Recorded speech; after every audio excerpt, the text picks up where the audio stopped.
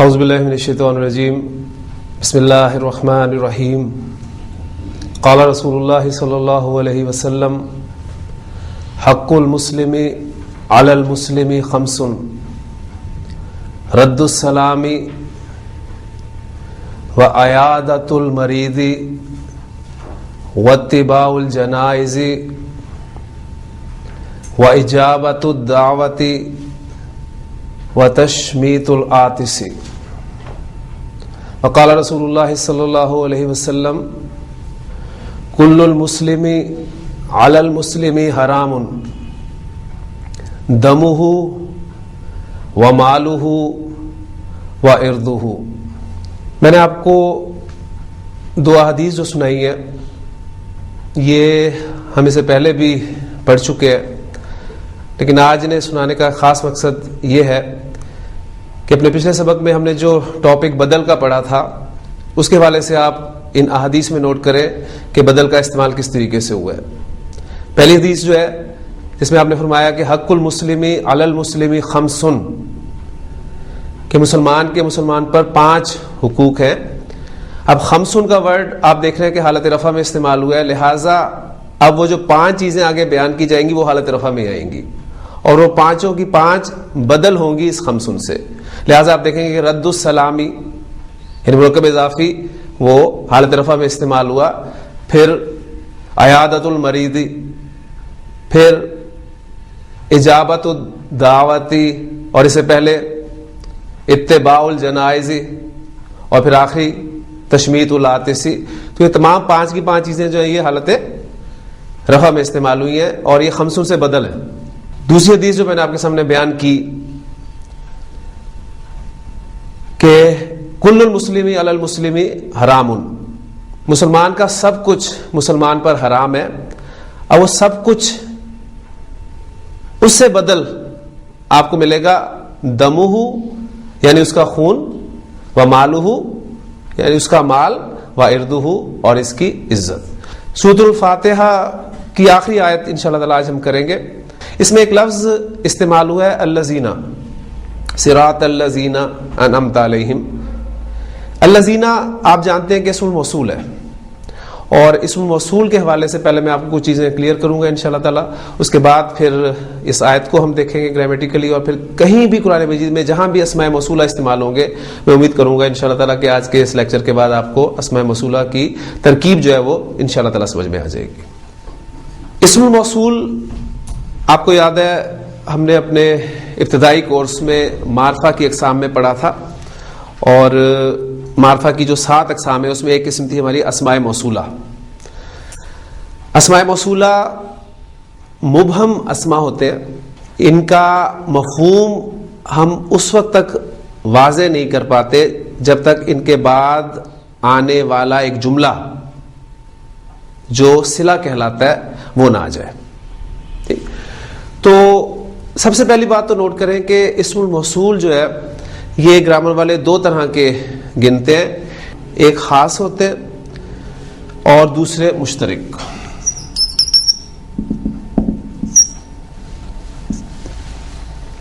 خاص سے مراد وہ اسماء موصولہ ہیں جو خاص طور پہ وضع کیے گئے ہیں، اور فوری طور پہ 4 اسماء موصولہ کا آپ کے سامنے آ جانا چاہیے، یعنی الذی واحد مذکر کا، اور اللذانی مثنی مذکر، اور اللذینا جمع مذکر. پھر اسی طرح مؤنث اللتی، اللتانی اور اللاتی یا اللائی. تو یہ چارٹ ہے آپ کا اسماء موصولہ کا. اس میں آپ نے دیکھا کہ مذکر کے لیے الگ سے اسم الموصول ہے، مؤنث کے لیے الگ سے اسم الموصول ہے، اسی طرح مثنی مذکر مؤنث کے لیے الگ سے ہیں، اور جمع مذکر مؤنث کے لیے الگ سے اسماء موصولہ مختص کیے گئے ہیں. اس کے علاوہ اسماء موصولہ مبنی ہوتے ہیں سوائے مثنی کے، لہذا آپ کو مثنی کی 2 شکلیں اور ملیں گی، یعنی اللذانی، اللذینی حالت نصب اور جر میں. اس طرح مؤنث میں اللتانی، اللتینی حالت نصب اور جر میں.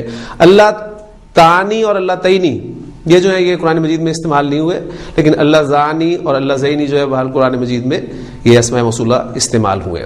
تو یہ اسماء موصولہ کہلاتے ہیں خاص.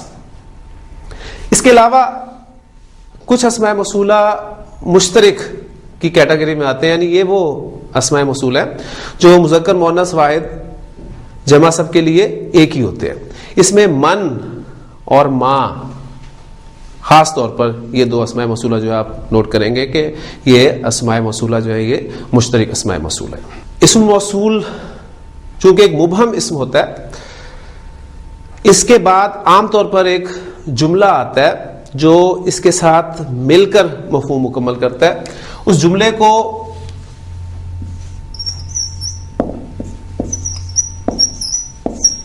صلۃ الموصول کہتے ہیں. اسم موصول اور صلہ ملتے ہیں تو اب یہ جملے میں کوئی پارٹ بن سکتے ہیں، یعنی جملے کا کوئی حصہ بن سکتے ہیں. یہ جملے میں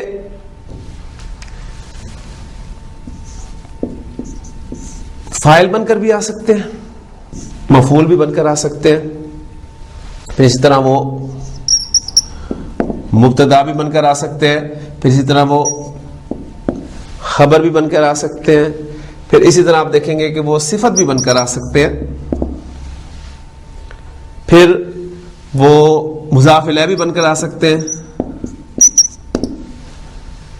اور اسی طرح مجرور بھی بن کر آ سکتے ہیں. تو بنیادی بات جو اسماء موصولہ کے حوالے سے آپ نے ذہن میں ہمیشہ رکھنی ہے کہ اسم موصول کے بعد اس کا کوئی نہ کوئی صلہ ضرور ہوگا. صلہ جیسے کہ میں نے آپ کو کہا کہ عام طور پر جملہ ہوتا ہے، لیکن کہیں کہیں آپ کو صلۃ الموصول شبہ جملہ بھی ملے گا. تو صلۃ الموصول جو ہے دو طرح کا ہو سکتا ہے، ایک ہو گیا آپ کا جملہ اور دوسرا آپ کا شبہ جملہ. اب جملہ آپ کو پتا ہے یہ دو طرح کا ہوتا ہے عربی زبان میں.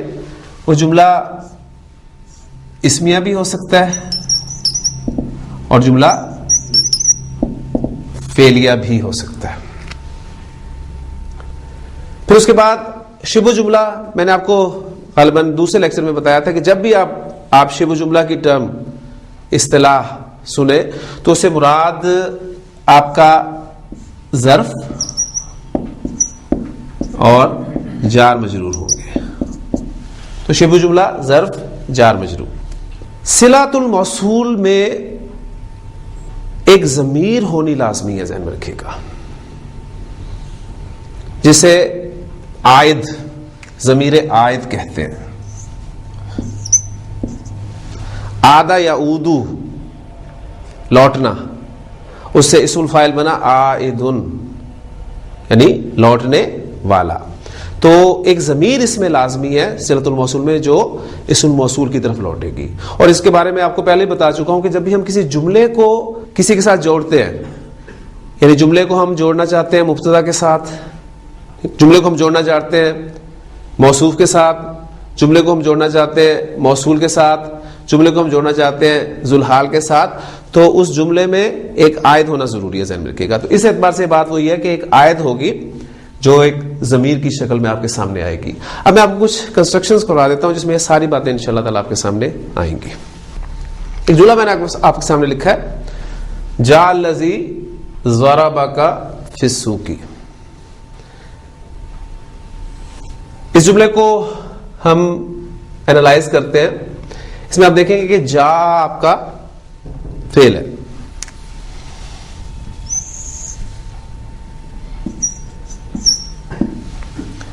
جب بھی فعل آئے گا فعل کے بعد آپ نے اس کا فاعل جو ہے وہ تلاش کرنا ذہن میں رکھیے گا. اب فاعل کے حوالے سے ایک اہم بات میں آپ کو بتانا چاہتا ہوں یہاں پر کہ آپ کی ماضی کی گردان ہو یا مضارع کی گردان ہو، تو اس میں آپ کا جو صیغہ نمبر 1 اور 4 ہے، یعنی صیغہ نمبر 1 اور 4 سے مراد کیا؟ فرض کیا نصرہ ماضی فعل سے میں گردان آپ کے سامنے کرتا ہوں، تو نصرہ صیغہ نمبر 1، نصرا، نصرو، نصرت صیغہ نمبر 4. اسی طرح مضارع میں آپ کا صیغہ نمبر 1 اور صیغہ نمبر 4. جب بھی یہ صیغے آپ کو جملے میں کہیں نظر آ جائیں تو ممکن ہے کہ ان کا فاعل آگے آ سکتا ہے، یہ ممکن ہوگا کہ ان کا فاعل آگے آ جائے. اگر ان دو صیغوں کے علاوہ کوئی آپ کو صیغہ نظر آتا ہے تو آپ کو ضرورت نہیں ہے آگے فاعل ڈھونڈنے کی، ذہن میں رکھیے گا. یعنی اس وقت فاعل جو ہے وہ ضمیر کی شکل میں ان کے ساتھ موجود ہوگا، ذہن میں رکھے گا. اب یہ صیغہ نمبر 1 ہے جا، تو لہذا ہم ابھی فاعل کا تعین نہیں کرتے، ہو سکتا ہے اس کا فاعل آگے آ جائے. اور جملے میں آپ دیکھیں گے اگر آپ کو پہلے صیغے کے بعد یا چوتھے صیغے کے بعد کوئی حالت رفع میں اسم آگے نظر آتا ہے تو وہ اس کا فاعل ہوگا. اب یہاں پر چونکہ الذی استعمال ہو رہا ہے اور اسماء موصولہ چونکہ مبنی ہوتے ہیں، یعنی واحد کے اور جمع کے اسماء موصولہ مبنی ہے، تو ہو سکتا ہے کہ یہ فاعل بن جائے. لہٰذا ابھی ہم اس کے فاعل کا تعین نہیں کریں گے، ہم نے جا کو فعل صرف لکھ دیا. اس کے بعد آپ دیکھ رہے ہیں کہ الذی اسم موصول استعمال ہوا ہے. جب بھی اسم موصول آئے گا اس کے بعد ایک جملہ صلہ کے طور پہ آئے گا. آگے آپ دیکھ رہے ہیں کہ ضربا کا فی السوقی. اب ضربا کا فی السوقی آپ کا یہ پورا جملہ ہے. ضربا کا فی السوقی میں ضربا فعل اور صیغہ کون سا ہے؟ پہلا. لہٰذا حالت رفع میں آگے دیکھیں کوئی اسم نظر آ رہا ہے آپ کو؟ نہیں نظر آ رہا. لہٰذا یہاں پر آپ فوری طور پہ آپ کہہ سکتے ہیں کہ ضربا فعل اور فاعل. اور فاعل اس میں کون ہے؟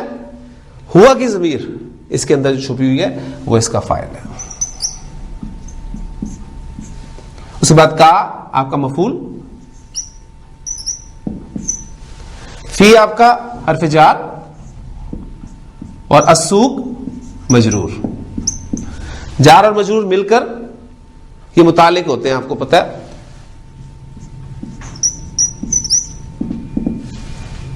فعل اپنے فاعل، مفعول اور متعلق سے مل کر جملہ فعلیہ ہو کر یہ بن گیا آپ کا صلہ. اب موصول اور صلہ مل کر یہ جا فعل کے لیے فاعل بن رہے ہیں، لہذا ہم انہیں کہہ دیں گے کہ یہ فاعل ہیں. اور اب فعل اور فاعل مل کر آپ کا کیا بن گیا؟ جملہ فعلیہ. اور خبریہ، گرامر والے کہتے ہیں کہ جس جملے میں خبر دی جائے وہ جملہ فعلیہ خبریہ کہلاتا ہے. تو یہ پورا انالیسز میں نے آپ کے سامنے ایک جملے کا رکھ دیا. انشاءاللہ تعالیٰ آگے آپ کو آیات کی یا جملوں کی ترکیب سمجھنے میں آسانی دے گا انشاءاللہ تعالیٰ. جا کی جگہ پر میں ایک اور فعل استعمال کرتا ہوں، رأیتو. رأیتو میں نے دیکھا. اب دیکھیں آپ کا یہ صیغہ نمبر کون سا ہے؟ 1 نہیں ہے، 4 نہیں ہے، بلکہ 13واں صیغہ ہے. تو 1 اور 4 کے علاوہ جو بھی صیغہ آئے گا آپ فعل کے ساتھ فوراً جو ہے فاعل کو مینشن کرتے ہیں. تو اس میں میں تھوڑی سی چینج کروں گا. تو رأیتو آپ کا فعل اور فاعل، میں نے دیکھا. اب باقی الذی ضرب کا فی السوق، یہ پورا موصول اور صلہ مل کر اب آپ دیکھیں کہ رأیتو کے لیے مفعول بن جائے گا. تو اب موصول اور صلہ آپ کا جملے میں کس حیثیت سے استعمال ہو رہا ہے؟ مفعول کی حیثیت سے. اب فعل، فاعل اور مفعول مل کر آپ کا کیا بن گیا؟ یہ آپ کا بن گیا جملہ فعلیہ خبریہ. مررتو، مرہ یا مرو، میم را را مادہ، مررتو گزرنے کے معنی میں استعمال ہوتا ہے اور یہ با کے ساتھ استعمال ہوتا ہے. مررتو بالذی ضربک فی السوق. اب آپ دیکھیں اس میں مررتو جو ہے وہ آپ کا فعل اور صیغہ پہلے اور 4 کے علاوہ ہے. فوری طور پہ آپ کہیں گے کہ اس کا فاعل ساتھ موجود ہے. با آپ کا یہاں پر حرف جار استعمال ہوا ہے، لہذا اس میں ایک چیز ایڈ ہم اور کریں گے، یعنی حرف جار. اور باقی الذی ضربک فی السوق یہ آپ کا موصول اور صلہ مل کر مجرور ہو گیا اور جار اور مجرور مل کر یہ ہو گئے متعلق. اور فعل اپنے فاعل اور متعلق سے مل کر وہی جملہ فعلیہ خبریہ بن گیا. اگلا جملہ ہے ہمارا جاء الولد.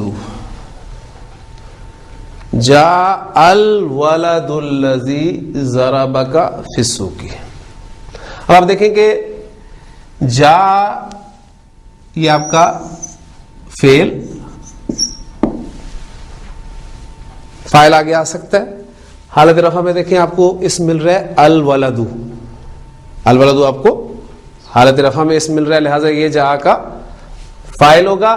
لیکن آگے آپ دیکھیں کہ الذی ضربک فی السوق، اب اس کو ہم نے جملے میں کوئی جزء بنانا ہے، لہذا الولد کو ہم یہاں پر موصوف قرار دیں گے،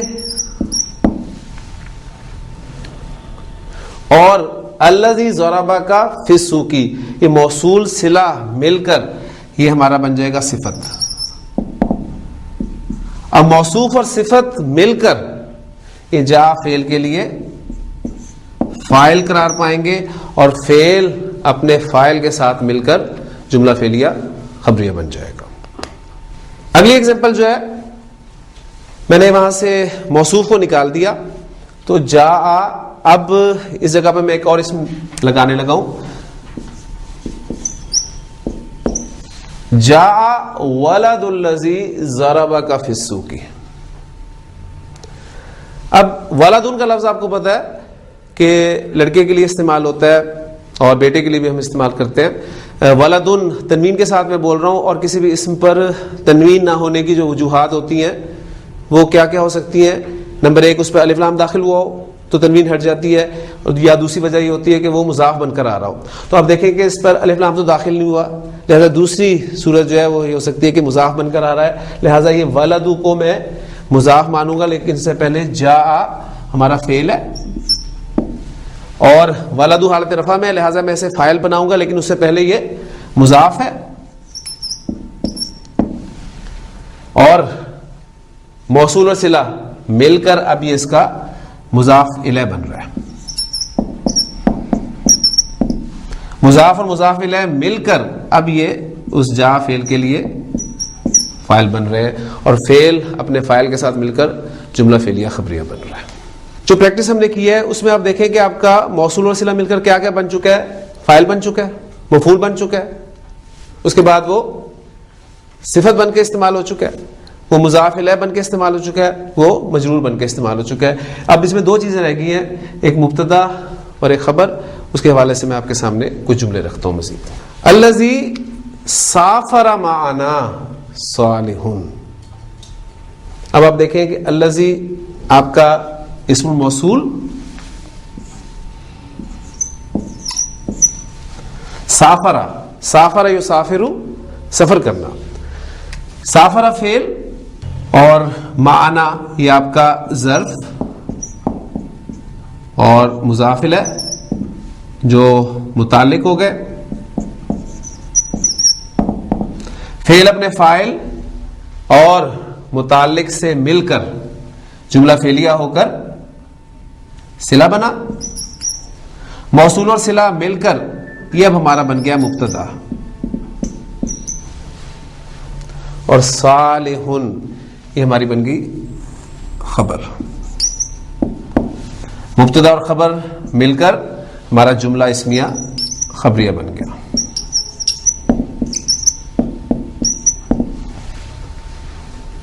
تو یہاں پر آپ دیکھ رہے ہیں کہ الذی اس موصول اپنے صلے کے ساتھ مل کر جملے میں مبتدا کے طور پہ استعمال ہو رہا ہے. ایک چیز جو ہے وہ یاد رکھیے ہمیشہ کہ صلے میں ایک عائد کا ہونا ضروری ہے، ذہن رکھیے گا. اب وہ عائد اس جملے میں نوٹ کریں کون سی ہے، یعنی وہ ضمیر ایسی ہوگی جو اسم موصول کی طرف لوٹے گی.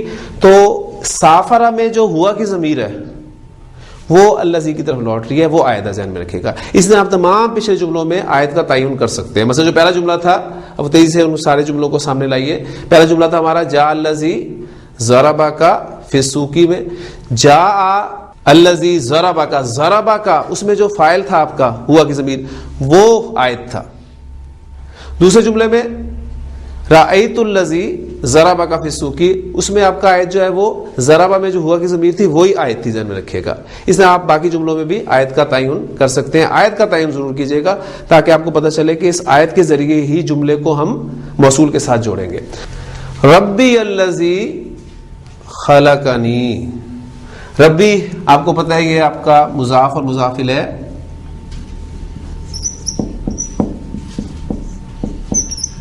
اور یہ مل کر آپ کا مبتدا بن گیا. الذی اسم موصول، خلقنی خلق فعل، فاعل ہوا کی ضمیر اس کے اندر، اور نی نون وقایہ کے ساتھ آپ کا مفعول. اب فعل اپنے فاعل اور مفعول سے مل کر یہ بن گیا صلہ. موصول اور صلہ مل کر یہ اب آپ کا کیا بن گیا؟ یہ آپ کا خبر بن گیا. اور مبتدا اور خبر مل کر آپ کا جملہ اسمیہ خبریہ بن گیا. جملہ اسمیہ بھی کبھی کبھی صلہ بن کر آ سکتا ہے، اس پہ انشاءاللہ تعالیٰ یہ جو وقفہ ہے آپ کا اس کے بعد میں بات کروں گا. بسم اللہ اولہ و آخرہ. جملہ اسمیہ بھی صلہ بن کر آ سکتا ہے. اس میں آپ دیکھیں کہ جا آپ کا فعل،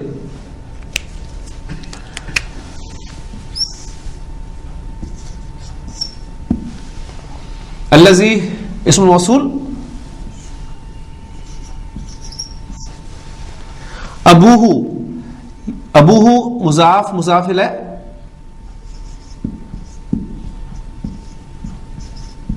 مضاف مضاف الیہ مل کر مبتدا، اور طبیب خبر. مبتدا اور خبر مل کر جملہ اسمیہ بنے. اور اب جملہ اسمیہ آپ کا بن رہا ہے صلہ، اور موصول و صلہ مل کر اب یہ جا کے لیے فاعل کا کام دے رہے ہیں. لہذا فعل اور فاعل مل کر جملہ فعلیہ خبریہ بن گیا. اب آپ دیکھیں کہ یہ ابوہ طبیب آپ کا جو جملہ اسمیہ ہے یہ صلے کے طور پہ استعمال ہو رہا ہے. اور صلے میں آیت کا ہونا ضروری ہے. اب اس میں آیت کون ہے؟ ابوہ میں جو آپ کی ضمیر ہے ہو کی، وہ اس کا آیت ہے. القلم الذی علی المکتب جدید. القلم حالت رفع والے اسم سے جملہ شروع ہو رہا ہے، اسے ہم مبتدا بنائیں گے، لیکن ظاہر بات ہے اس کے بعد الذی آ رہا ہے تو الذی کو اس کے ساتھ جوڑ کے موصوف صفت کے طور پہ ہم اسے بنائیں گے. القلم آپ کا موصوف، الذی اسم موصول، علی المکتبی جار اور مجرور. جار مجرور آپ کو پتہ ہے یہ متعلق ہوتے ہیں. اب آپ دیکھیں کہ علی المکتبی، اب یہ جار مجرور ہے، اب یہ کس کے متعلق ہے؟ اور پھر جار مجرور شبہ جملہ ہم یہ صلہ بنانا چاہتے ہیں، اور صلے کے لیے ہم نے یہ پڑھا ہے کہ لازماً اس میں ایک ضمیر ہونی چاہیے جسے ہم آیت کہتے ہیں. اب یہاں پر کون سی ضمیر ہے جسے ہم لوٹائیں گے اس موصول کی طرف؟ کوئی نہیں ہے. لہذا جار مجرور اسے ہم متعلق کریں گے استقرہ فعل کے. ذہن میں رکھیے گا استقرہ فعل جو ہے پھر گرامر والے محذوف نکالتے ہیں، یعنی الذی استقرہ علی المکتبی. استقرہ کے معنی پھر وہ کہتے ہیں ٹو بی سیٹل ڈاؤن. استقرہ فعل کے اسے متعلق کریں گے، اور استقرہ فعل میں وہ جو ہوا کی ضمیر ہے وہ عائد ہوگی الذی کا. لہذا یہ جار مجرور اس استقرہ فعل کے متعلق ہو گیا. یعنی اگر اس کو میں یہاں پر لکھنا چاہوں تو یہاں پر محذوف آ جائے گا استقرہ فعل، اور استقرہ فعل میں آپ کا ہوا کی ضمیر جو ہے وہ عائد ہے. اور یہ فعل فاعل اور متعلق مل کر جملہ فعلیہ ہو کر آپ کا بن گیا صلہ.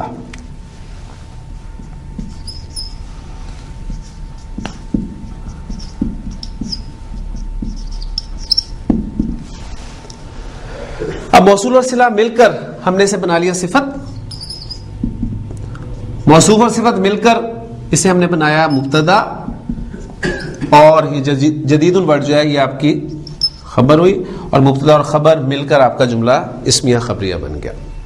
تو پوائنٹ جو اہم آپ کے سامنے آیا وہ یہ آیا کہ جار مجرور کسی نہ کسی کے متعلق ہوں گے. ذہن میں رکھیے گا الکلام الذی عندک جمیل.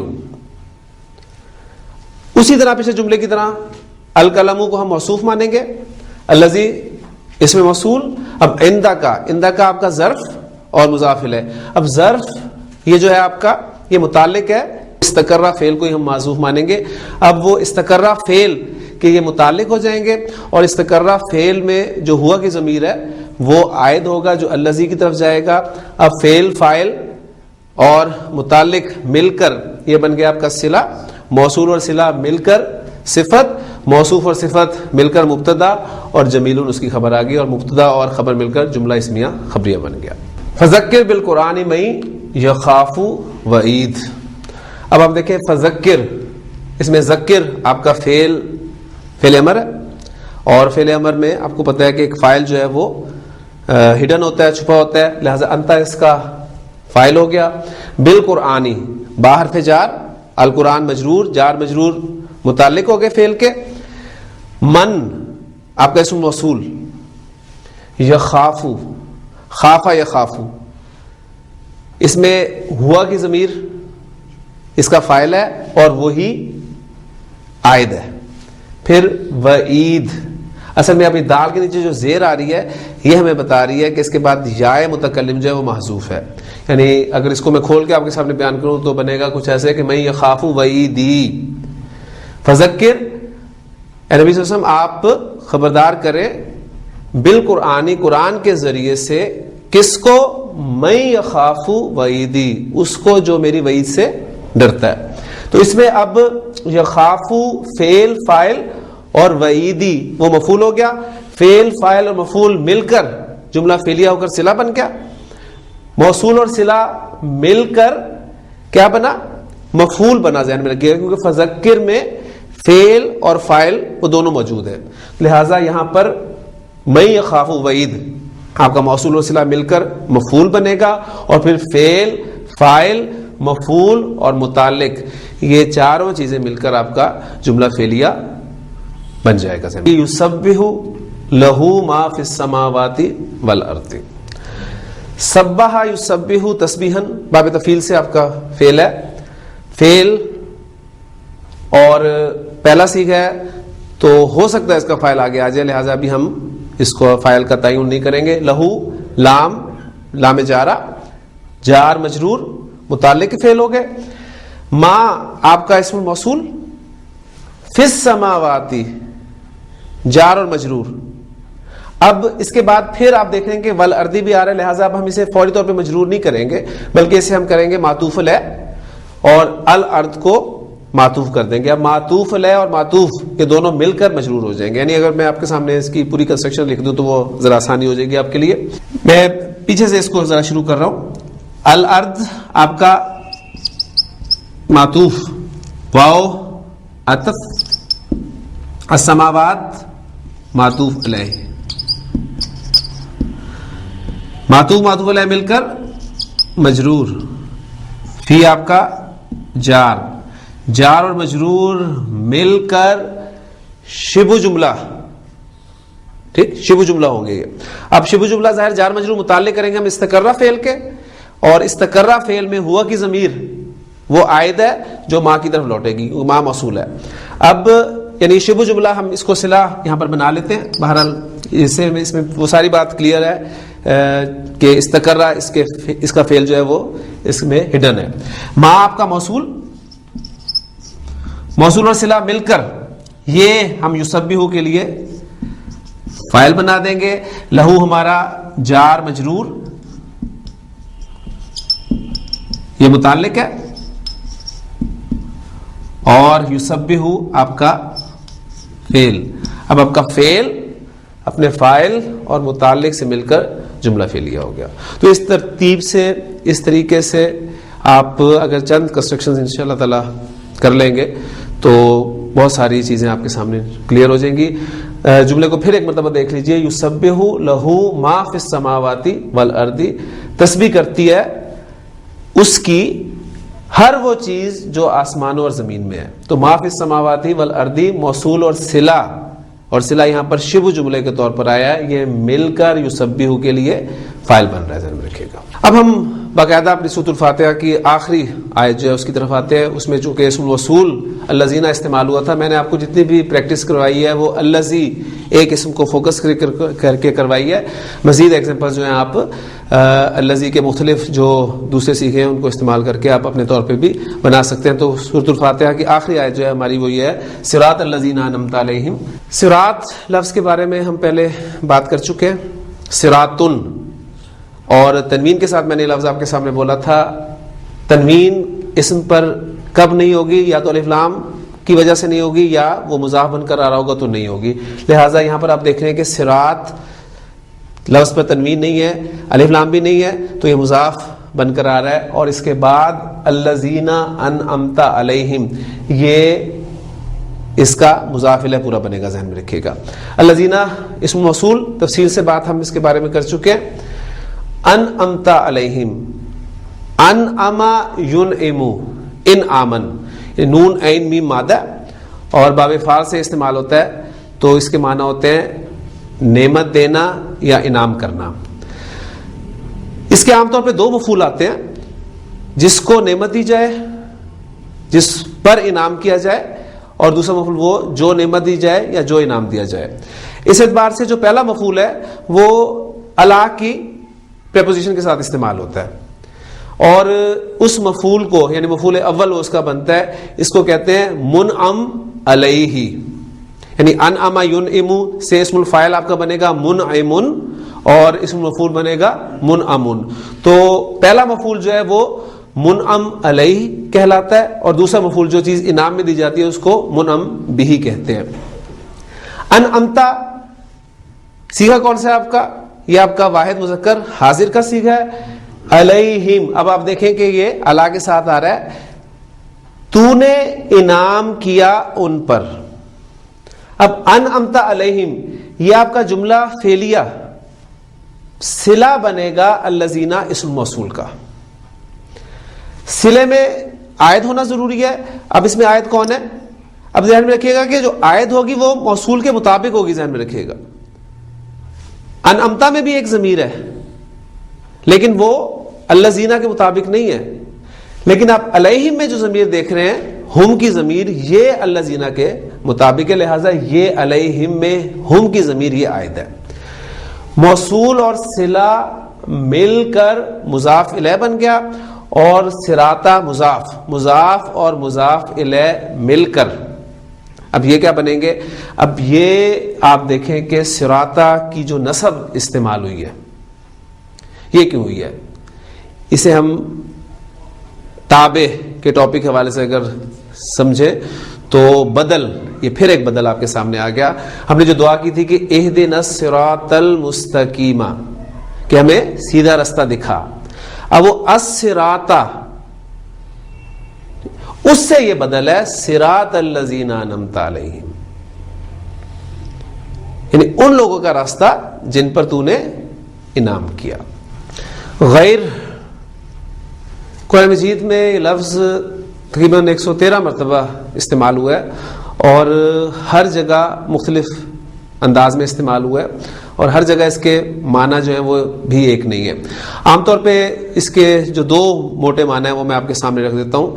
ایک محض یہ نفی کے لیے استعمال ہوتا ہے, مثلا میں کہتا ہوں حاضر سے کیا مراد ہے؟ جو حاضر ہے, اور جو حاضر نہ ہو اسے میں کہوں گا غیر حاضر. آپ نے لفظ پڑھا منصرف, جو منصرف ہے, جو منصرف نہیں ہے اسے میں کہوں گا غیر منصرف. تو ایک معنی اس کے سمپل نہ کے ہیں, اور دوسرے معنی جو ہیں وہ آپ کو ملیں گے یہ الا جو آپ کا حرف استثناء ہے ان معنی میں بھی استعمال ہوئے. اس کی ایک ایگزامپل جو میں آپ کو قرآن مجید سے دیتا ہوں. خصوصاً الفاظ ہیں حل من خالق غیر اللہ, کیا کوئی خالق ہے اللہ کے سوا؟ کیا اللہ کے سوا کوئی خالق ہے؟ تو یہ غیر اللہ یعنی غیر کا لفظ جو ہے یہ سوا استثناء یعنی وہ حرف استثناء الا جو ہے اس کے معنی میں استعمال ہوا ہے اللہ کے سوا. اس کے بعد اگلا لفظ جو آپ کے سامنے آ رہا ہے وہ آ رہا ہے المغضوب, غین ضاد با, باب سمیہ سے استعمال ہوتا ہے غضب یغضب. غضب یغضب کے معنی ہوتے ہیں غضبناک ہونا, غصے میں ہونا, اور یہ فعل لازم ہے. الا کے ساتھ یہ متعدی بن جاتا ہے, ذہن میں رکھیے گا. تو عربی زبان میں ہم کہیں گے کہ غضب علیہ، اس نے اس پر غصہ کیا۔ اب ایک اہم بات جو میں آپ کو بتانے لگا ہوں وہ یہ ہے کہ وہ تمام افعال جو صلے کے ساتھ استعمال ہوتے ہیں، پریپوزیشن کے ساتھ استعمال ہوتے ہیں، ان افعال سے جب بھی آپ اسم المفعول بنائیں یا فعل مجہول لے کر آئیں، دو چیزیں ذہن میں رکھیے گا، بہت اہم پوائنٹ ہے یہ۔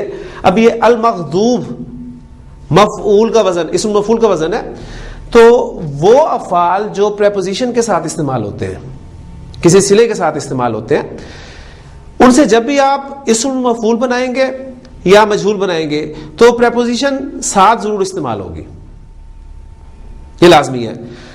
اب ایک فعل ہے قتل یقتلو، قتل کرنا، اس سے اسم المفعول آپ بنائیں گے مقتول۔ اب مقتول، اس کا آگے پورا چارٹ جو ہے وہ بھی آپ کے ذہن میں ہوگا، مقتول، پھر اس کا مثنیٰ مقتولانی اور اس کی جمع مقتولون، پھر مقتولون کی مؤنث بھی بن سکتی ہے مقتولۃ، اور پھر مقتولتانی اور مقتولات، یعنی اس اسم سے یہ تمام کے تمام صیغے بن سکتے ہیں۔ لیکن وہ فعل جو پریپوزیشن کے ساتھ استعمال ہوتا ہے، اس سے جب آپ اسم مفعول بنائیں گے تو اس کی گردان کیسے ہوگی، وہ بڑی دلچسپ چیز ہے۔ یعنی ہم کہیں گے مغضوب علیہ، خالی مغضوب نہیں ہم کہہ سکتے، ذہن میں رکھیے گا، اردو میں ہم کہہ دیتے ہیں لیکن عربی زبان میں خالی مغضوب کہنا غلط ہوگا، مغضوب علیہ کہنا پڑے گا۔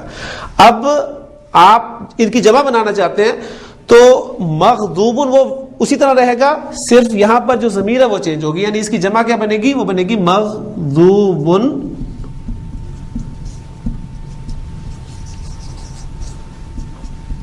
علیہم۔ اب یہ اس کی جمع بن گئی، مغضوب کا لفظ سیم ہے، اگر پریپوزیشن کے ساتھ فعل استعمال نہیں ہو رہا تو اس کی جمع بالکل مقتولون بن سکتی ہے، لیکن اس صورت میں نہیں بنے گی۔ اب اس کے آپ مؤنث بنانا چاہتے ہیں تو مؤنث بنے گی مغضوب علیہا، اور اس کی جمع بنے گی مغضوب علیہن۔ شین کاف کاف مادہ، شکن، شک کرنا، شک کرنا یہ فی کے صلہ کے ساتھ استعمال ہوتا ہے، تو اس سے اسم مفعول کیا بنے گا، مشکوکن۔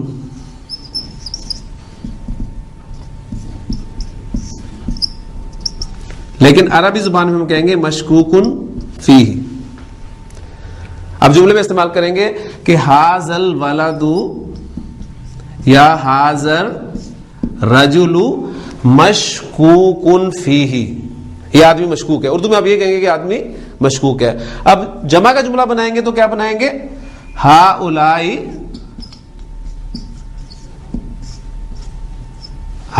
رجال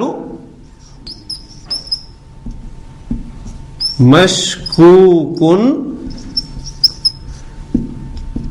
فیہم۔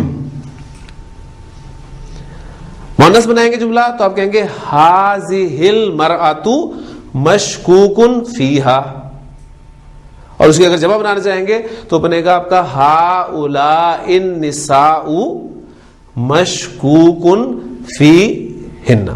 تو بہت اہم یہ پوائنٹ آپ کے سامنے ہے، قرآن مجید میں آپ کو جہاں بھی ایسی سچویشن ملے گی تو آپ فوری طور پہ اس طرف دیکھیں گے تو انشاءاللہ یہ چیز آپ کی کلیئر ہو جائے گی۔ تو المغضوب علیہم، یعنی اب آپ یہ کہیں گے کہ جمع کا لفظ ذہن میں رکھیے گا۔ اس کے بعد آپ دیکھ رہے ہیں کہ لا لفظ استعمال ہوا ہے، اور یہ لا جو ہے یہ یہاں پر محض تاکید کے لیے استعمال ہوا ہے، یعنی غیرہ کے ساتھ جو نفی کا مفہوم پیدا ہوا ہے اس جملے میں، اس کی مزید تاکید کے لیے یہ لا استعمال ہوا ہے۔ اس کے بعد اگلا لفظ آ رہا ہے آپ کے الضالین۔ ضاد لام لام، یہ مادہ باب ضرب یضرب سے استعمال ہوتا ہے، تو ماضی مضارع کا پہلا اس کا صیغہ بنے گا ضل یضل، ضلالا یا ضلالتن۔ یہ فعل جو ہے اس کے بنیادی معنی ہوتے ہیں اصل راستے سے ہٹ جانا، بنیادی معنی اس کے یہ ہے۔ قرآن مجید میں جو یہ لفظ مختلف معنی میں استعمال ہوا ہے، کسی کو کھو بیٹھنا, بھٹک جانا, گمراہ ہو جانا, گم ہو جانا, ضائع ہو جانا, ہٹ جانا, سرگرداں ہونا. جو فعل آپ کا مضاعف ہے, غیر صحیح فعل کی قسم, معموز, مضاعف اور پھر وہ باقی کیٹیگریز جو ہیں اس میں مضاعف سے اسم الفاعل عربی زبان میں کس طریقے سے بنتا ہے, یہاں پر ایک پوائنٹ جو ہے وہ آ رہا ہے, میں اس کی طرف اشارہ کرتا چلوں. دیکھیں ضاد لام لام مادہ ہے میرے پاس, ثلاثی مجرد. اب آپ کو پتا ہے اسم الفاعل فاعلون کے وزن پہ بنتا ہے, تو اس سے فاعلون کے وزن پہ کیا بنے گا, ضاللن. ضاللن. آپ کو پتا ہے کہ جب بھی دو حروف اکٹھے آتے ہیں تو عام طور پہ انہیں عرب مرج کر دیتا ہے, باقاعدہ قواعد کے تحت مرج ہوتے ہیں. اس میں آپ دیکھیں گے کہ پہلا لام جو ہے وہ اس پہ حرکت ہے زیر, اور دوسرے لام پر تنوین آئی ہوئی ہے. تو پہلے لام کو ہم ساکن کریں گے, زبردستی اس کی حرکت ہٹائیں گے, تو یہ آپ کا بن جائے گا ضاللن. اب ان کو مرج کر کے لکھیں گے تو یہ آپ کا بن گیا شد آگی اس پہ اور تنوین, تو یہ آپ کا بن گیا ضاللن. یعنی ایک لام آپ ساکن بول رہے ہیں اور دوسرا تنوین کے ساتھ بول رہے ہیں. اب یہاں پر آپ کو قرآن مجید میں ایک مد لکھی ہوئی ملے گی. اب یہ مد کیوں آتی ہے؟ الف سے پہلے زبر, واو ساکن سے پہلے پیش, یا ساکن سے پہلے زیر, ان کے بعد اگر حمزہ آ جائے یا کوئی ساکن حرف آ جائے تو آپ کو ایک موٹی مد جو ہے وہ لکھی ملتی ہے. جا الف, اس سے پہلے زبر, حمزہ آ گیا اینڈ پہ, لہذا آپ کو یہاں پر اس الف کے اوپر موٹی مد لکھی ملے گی اور اسے آپ لمبا کر کے پڑھیں گے. جی یا ساکن پیچھے زیر, اس کے بعد حمزہ, لہذا آپ کو یہاں پر بھی یا پر موٹی مد لکھی ملے گی. جی پھر اس کے بعد ایک ایگزامپل اور لے لیں, واو والی بھی.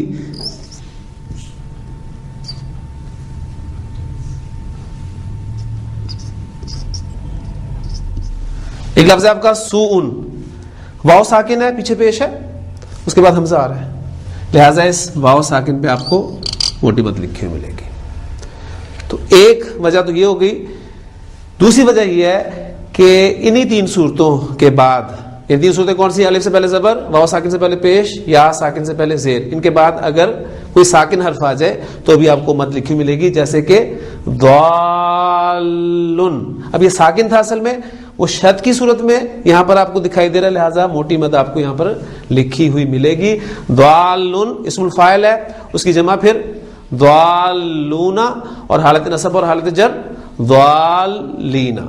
تو غیر کا لفظ مضاف بن کر آ رہا ہے. المغضوب علیہم, یہ مضاف الیہ ہے. پھر واو حرف عطف, لا میں نے آپ کو بتایا غیر میں جو نفی کا مفہوم ہے اس کی تاکید کے لیے, اور الضالین یہ معطوف ہو گیا المغضوب علیہم پر. غیر المغضوب علیہم ولا الضالین. اب یہاں پر غیر لفظ کی جو جر آئی ہے, یہ جر کیوں آئی ہے؟ اب ہم اس کو اسی تابع کے ٹاپک کے حوالے سے دیکھیں گے. تو یہ غیر جو ہے یہ بدل ہوگا صراط الذین انعمت علیہم میں الذین سے ذہن میں رکھے گا, کیونکہ الذین آپ دیکھیں کہ یہ جر میں تھا, وہاں پر تابع میں کیا ہوتا ہے, تابع کا اعراب جو ہے وہ مطبوع کے مطابق ہوتا ہے. الذین حالت جر میں, لہذا غیری کی جر بھی اسی وجہ سے آئی ہے. تو صراط الذین انعمت علیہم غیر المغضوب علیہم ولا الضالین, یہ آیت بھی پوری ہوتی ہے. اس آیت کا ترجمہ کیا ہے, کس طریقے سے ترجمہ کیا, میں آپ کے سامنے اپنے چند جو ہمارے بزرگ ہیں ان کے تراجم میں رکھوں گا انشاءاللہ تعالی. اب یہ تراجم لفظ, یہ بھی ایک لفظ اس حوالے سے آ گیا. ترجمہ آپ کہتے ہیں اردو میں, اور ترجمہ کی جمع جو ہے وہ آتی ہے تراجم, تراجمو, غیر منصرف. الف کے بعد بھی دو حروف آیا تو غیر منصرف, وہ قاعدہ ہمیشہ آپ یاد رکھیے گا. سورۃ الفاتحہ کے اختتام پر آمین کہنا سنت سے ثابت ہے. آمین قرآن مجید کا لفظ نہیں ہے, لہٰذا آپ کو قرآن مجید میں لکھا ہوا بھی نہیں ملے گا. آمین کے مختلف معنی پھر آپ کو مختلف تفاسیر میں ملتے ہیں. اس کے جو معنی ہے وہ میں آپ کے سامنے رکھتا ہوں. اس کے ایک معنی ہے کہ اسی طرح ہو, دوسرے معنی اس کے کہ ہمیں نامراد نہ کرنا, اور تیسرے معنی اس کے اے اللہ ہماری دعا قبول فرما. تو یہ اسم الفعل کے معنی میں لفظ استعمال ہوتا ہے، یعنی اسم الفعل اس اسم کو کہا جاتا ہے جو ہوتا تو اس میں لیکن فعل کے معنی میں استعمال ہوتا ہے۔ تو الحمدللہ ہماری سورۃ الفاتحہ مکمل ہو گئی ہے۔ اب میں آپ کو اس آخری حصے کا ترجمہ جو ہے آپ کے سامنے رکھتا ہوں۔ ہمارے بزرگوں نے ترجمہ کیا ہے۔ پہلا ترجمہ جو میرے پاس ہے وہ شاہ عبد القادر رحمہ اللہ کا ہے۔ انہوں نے ترجمہ کیا ہے، اہدنا الصراط المستقیم سے میں ترجمہ کر رہا ہوں کہ چلا ہم کو راہ سیدھی، راہ ان لوگوں کی جن پر تو نے فضل کیا، نہ وہ جن پر غصہ ہوا اور نہ بہکنے والے۔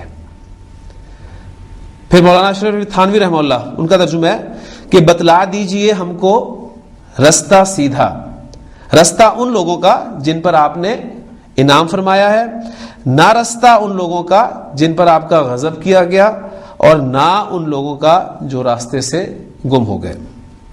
مولانا احمد رضا خان رحمہ اللہ ان کا ترجمہ ہے کہ ہم کو سیدھا رستہ چلا، راستہ ان کا جن پر تو نے احسان کیا، نہ ان کا جن پر غضب ہوا اور نہ بہکے ہوں کا۔ اور مولانا مودودی رحمہ اللہ نے اس کا ترجمہ جو کچھ اس طریقے سے کیا کہ ہمیں سیدھا رستہ دکھا، ان لوگوں کا رستہ جن پر تو نے انعام فرمایا، جو معتوب نہیں ہوئے، معتوب اسم المفعول، اور جو بھٹکے ہوئے نہیں ہیں۔ تو ان مختلف تراجم میں آپ کو جو چیز سامنے آپ کے آئے گی وہ یہ ہوگی کہ کس طریقے سے انہوں نے اس بدل کو ترجمہ کرنے کی کوشش کی ہے۔ الحمدللہ سورۃ الفاتحہ ہماری یہاں پر مکمل ہو گئی ہے۔ ہم نے کوشش کی ہے کہ تفصیل سے اس میں استعمال ہونے والے گرامر کے جو نکات ہیں ان کو سمجھ لیا جائے۔ سبحانک اللہم و بحمدک، اشہد ان لا الہ الا انت، استغفرک و اتوب الیک۔